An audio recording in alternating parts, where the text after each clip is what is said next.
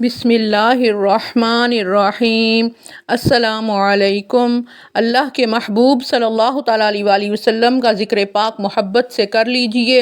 محمد الرسول اللہ صلی اللہ علی حبیبہ محمد و آلہ وسلم۔ زندگی کے ہر جائز کام کے آغاز اور اختتام پر اللہ کے محبوب علیہ السلام کا ذکر پاک کرنے کی عادت بنا لیجئے، دونوں جہاں کی برکتیں نصیب ہوں گی۔ سیرت رسول عربی صلی اللہ تعالیٰ علیہ وآلہ وسلم، قدم با قدم ہم حضور صلی اللہ تعالیٰ علیہ وآلہ وسلم کے آباء و اجداد کے بارے میں سن رہے ہیں۔ حضرت اسماعیل علیہ السلام۔ حضرت اسماعیل علیہ السلام کی پہلی شادی بنی جرہم کی ایک خاتون سے ہوئی، جس کو آپ نے حضرت ابراہیم علیہ السلام کے فرمان کے مطابق طلاق دے دی تھی، جس کے بارے میں ہم پچھلے اقساط میں سن چکے ہیں۔ دوسری خاتون جن کو حضرت اسماعیل علیہ السلام کی رفیقہ حیات بننے کا شرف نصیب ہوا، ان کا تعلق بھی اسی قبیلہ بنی جرہم کے ساتھ تھا۔ ان کا نام السیدہ بنت مزاز بن عمر الجرہمی تھا۔ ان کے بطن سے آپ کے 12 بیٹے پیدا ہوئے۔ علامہ طبری کی تحقیق کے مطابق ان کے نام یہ ہیں: نابت، قیدر، ادبیل، میشا، مسمع، دماغ، ماس، عود، وطور، نفیس، طمع، قیدان۔ آپ علیہ السلام کی عمر 130 سال بتائی جاتی ہے۔ اللہ تعالیٰ نے آپ کو امالیق اور قبائل یمن کے لیے نبی بنا کر مبعوث فرمایا۔ دیگر مورخین نے آپ کے فرزندوں کی تعداد تو 12 ہی بتائی ہے، لیکن ناموں میں اختلاف ہے، اور وہ بھی معمولی نوعیت کا ہے۔ مثلاً قیدر کی جگہ قیدار، ادبل کی جگہ ادبال اور میشا کی جگہ میشان وغیرہ۔ ان کے علاوہ آپ کی ایک صاحبزادی بھی تھی۔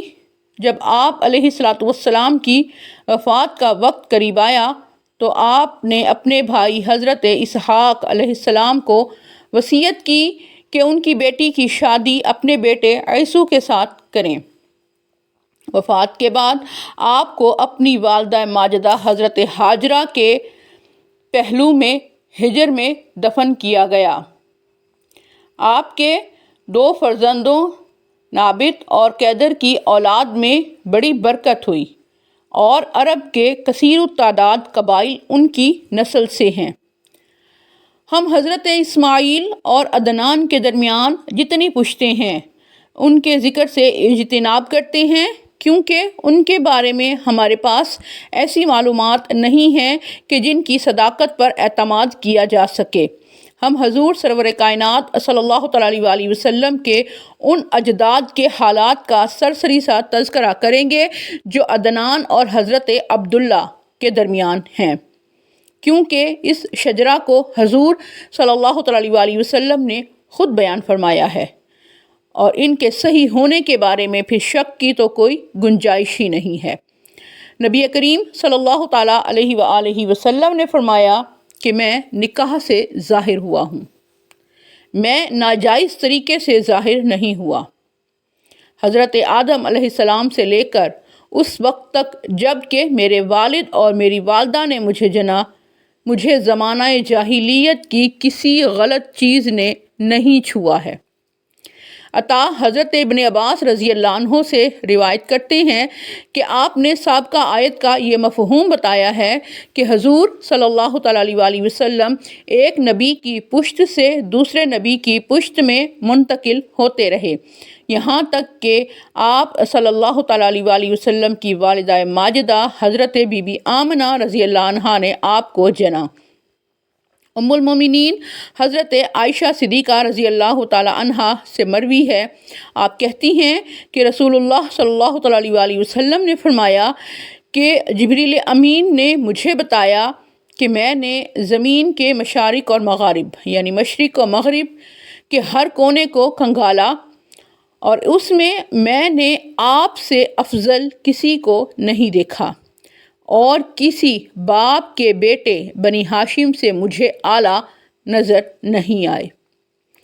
واصلہ بن اسقع رضی اللہ عنہ کہتے ہیں کہ رسول اللہ صلی اللہ تعالیٰ علیہ وآلہ وسلم نے فرمایا کہ اللہ تعالیٰ نے اولاد ابراہیم سے اسماعیل علیہ السلام کو چنا، اولاد اسماعیل سے کنانہ کو چنا، اور بنی کنانہ سے قریش کو چنا، اور قریش سے بنی ہاشم کو چنا، اور بنی ہاشم سے مجھے چنا۔ حضور صلی اللہ تعالیٰ علیہ وسلم کا نسب نامہ یہ ہے: سیدنا مولانا محمد رسول اللہ صلی اللہ علیہ وسلم بن عبداللہ بن عبد المطلب بن ہاشم بن عبد مناف بن قصا بن کلاب بن مرہ بن کعب بن لوی بن غالب بن فہر بن مالک بن نذر بن کنانہ بن خزیمہ بن مدرکہ بن الیاس بن مزر بن نزار بن معد بن عدنان۔ اب ان سادات کرام کے مختصر احوال پیش خدمت ہیں۔ عدنان، ان کے والد کا نام اور یا او ہے۔ ان کے 2 اور بھائی بھی تھے جو باپ کی طرف سے سگے تھے اور ماں کی طرف سے سوتیلے۔ ایک کا نام تبت اور دوسرے کا نام عمر تھا۔ ان کے حالات کا تفصیلاً علم نہیں ہوا، البتہ علامہ ابن جریر طبری کی روایت سے معلوم ہوتا ہے کہ وہ اہل عرب کے ایک مسلمہ سردار تھے، کیونکہ جب بخت نصر نے اپنے لشکر جرار کے ساتھ اہل عرب پر دھاوا بولا تو عربی لشکر کے قائد عدنان ہی تھے۔ علامہ طبری لکھتے ہیں کہ ذات العرق کے مقام پر عدنان اور بخت نصر کا مقابلہ ہوا۔ بخت نصر نے عدنان کو شکست دی اور وہ عربی علاقے میں پیش قدمی کرتا ہوا مقام حضور تک پہنچ گیا۔ عدنان بھی وہاں پہنچ گئے اور عرب کے اکناف اور اطراف سے جنگجو بہادر عدنان کے جھنڈے کے نیچے جمع ہو گئے۔ آپ نے بھی وہ علاقہ حضور جس کا نام ہے اس کے ارد گرد خندق کھودی اور فریقین میں جنگ شروع ہوئی، لیکن عدنان نے اپنے سپاہیوں کو ہدایت کی کہ اگر بخت نصر ان کے قابو میں آئے تو اسے قتل نہ کریں۔ اسی طرح بخت نصر نے بھی اپنی فوج کو حکم دیا کہ وہ عدنان کو قتل کرنے سے باز رہیں۔ بس عدنان کے بارے میں اتنے ہی حالات معلوم ہوئے۔ سیدنا شعیب علیہ السلام بنی اسرائیل کے مشہور و معروف انبیاء کرام میں سے ہیں، جن کا تذکرہ کئی بار قرآن کریم میں بھی آیا ہے۔ آپ کو فصیح و بلیغ اور مؤثر انداز تبلیغ کے باعث خطیب الانبیاء کے لقب سے یاد کیا جاتا ہے۔ آپ علیہ السلام کے مرکزی شہر، آپ کے علاقے کے مرکزی شہر کا نام حضور یا حضراہ تھا۔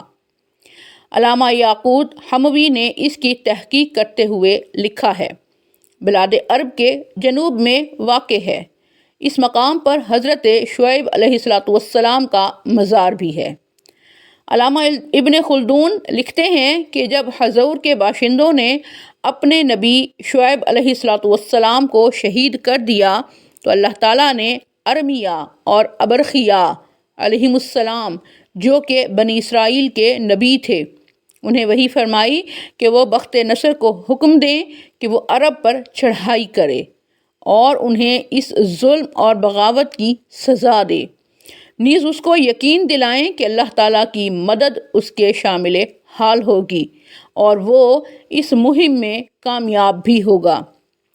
اسے یہ حکم بھی دیں کہ وہ عرب کے سردار عدنان کے بیٹے معد کو، جس کی عمر اس وقت 12 سال ہے، اپنے ہمراہ لے آئے اور اس کی حفاظت اور تربیت کا پورا اہتمام کرے، کیونکہ قدرت نے ان کی پشت سے ایک عظیم الشان نبی کو پیدا کرنا ہے۔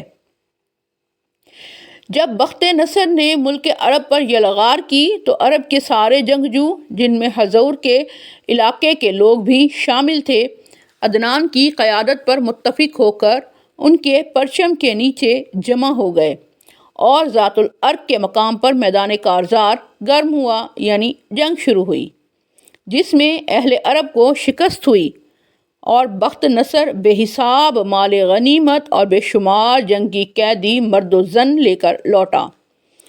اس نے ان جنگی قیدیوں کو ابنا کے ایک شہر میں آباد کیا۔ ابنا ایک قدیم شہر کا نام ہے جو عراق میں دریائے فرات کے کنارے آباد تھا، جس کو حضرت خالد رضی اللہ عنہ نے سن 634 سن عیسوی میں فتح کیا۔ فرمان الہی کے مطابق یہ دونوں پیغمبر عدنان کے 12 سالہ فرزند معد کو اپنے ہمراہ لے آئے اور حران میں اپنے پاس ٹھہرایا۔ اس عرصے میں آپ کی تعلیم و تربیت کی طرف خاص توجہ دلائی اور اپنی آسمانی کتاب کی تعلیم بھی دی۔ کچھ عرصے کے بعد عدنان کا انتقال ہو گیا۔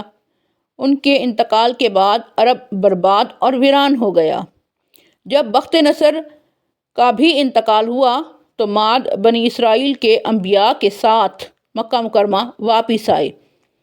سب نے مل کر فریضہ حج ادا کرنے کی سعادت حاصل کی۔ اس کے بعد اپنے خاندان کے افراد کو جو یمن اور دیگر ملکوں میں منتشر ہو گئے تھے ان کو واپس بلا کر مکہ مکرمہ میں آباد کیا۔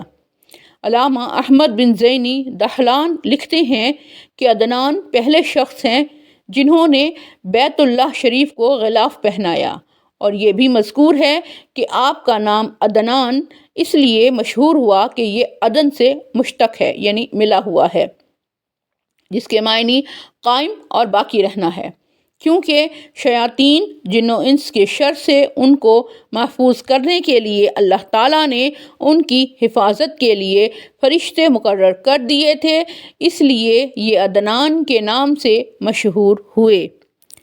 سیرت رسول عربی صلی اللہ تعالیٰ علیہ وآلہ وسلم قدم بقدم جاری ہے۔ محمد الرسول اللہ صلی اللہ علی حبیبہ محمد و آلہ وسلم۔